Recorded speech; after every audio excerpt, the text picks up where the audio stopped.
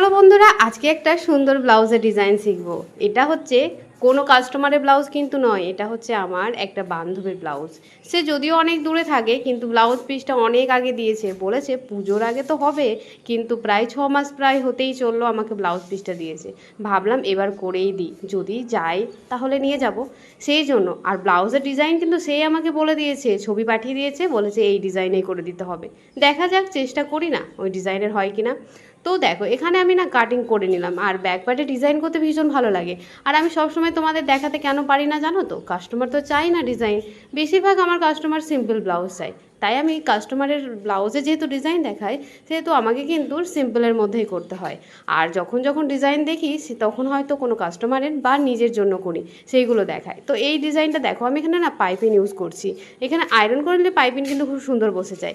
আর এখানে যে পিছনে দেখছো না, নিচের দিকে যেই যে বরফি টাইপের ডিজাইন হয়েছে, এখানে পাইপিং লাগাতে অনেকের সমস্যা হয়। তো এখানে না যখনই কোণগুলো আসবে তখন না ছোটো ছোটো কাট দিয়ে দেবে, যেমন আমি দিয়েছি এরকমভাবে কাট দেবে, দেখবে সুন্দরভাবে কিন্তু উল্টে যাবে। আর এখানে আবার বো হবে, আর বো তৈরি করতে গেলেও কিন্তু পাটটা থাকতে হয় জানো। মানে এটা বলে দিয়েছিল, পাট দিয়ে করলে না ভালো লাগবে, এক কালারের করলে না বোটা বোঝা যায় না। তাই কোনো রকমে না অল্প একটু কাপড়ও বেঁচে গেছিলো পাড় থেকে, তো সেটা বসিয়েই দেখো এরকম দুটো টুকরো কিন্তু কেটে নিতে হবে। আমি কেটে নিলাম। আর যেহেতু বউগুলো দেখবে নরম কাপড়ে করলে কীরকম যেন নেতিয়ে পড়ে, তাই ভাবলাম এখানে পেপার পেস্টিং অবশ্যই ইউজ করবে, তোমরাও করবে। তো পেপার পেস্টিং দিয়ে ভালো করে আয়রন করে নিলাম, তারপরে পুরো রাউন্ড করে ঘুরিয়ে সেলাই করলাম। আর মিডিলে কিন্তু কোনো এক জায়গা ফাঁকা রেখে দেবে, কারণ এটা উল্টাতে হবে, তো তাই উল্টানোর জন্য এক জায়গায় ফাঁকা রেখে দিলাম।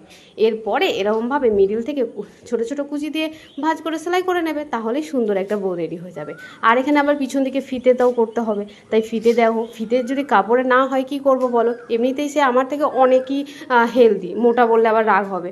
তো যাই হোক, মোটা বলছি না, তো যেহেতু কাপড়ে হয়, তবুও আমি যাই হোক কোনো রকমে দেখতে পেলে জোর টোর দিয়ে কোনো রকমে করে দিচ্ছি। তো এই হয়ে গেল আমাদের ব্লাউজ ডিজাইন। এটা আবার পিছন দিকে নাকি ঝুলবে, এটা এখন ট্রেন্ডিংয়ে চলছে, দিতে হবে, কিছু করার নেই। তাই এখানে দেখো আমি সুন্দর করে বোটা লাগিয়ে দিলাম। এটাকে সেলাই করে নিতে হবে হাতের সাহায্যে, তো হাতের সাহায্যে আমি সেলাই করে নিলাম। এবার আমাকে কি করতে হবে, ওপরে আবার একটা বোতাম দিতে হবে, তাহলে কিন্তু আমাদের ব্লাউজটা রেডি। তো কেমন লাগলো বন্ধুরা অবশ্যই জানাবে। হ্যাঁ, তোকেও বলছি কেমন লাগলো কমেন্টে জানাবে, আর তোমরাও কিন্তু কমেন্টে জানাতে ভুলবে না। তো চলো বন্ধুরা, আজকের মতন টাটা।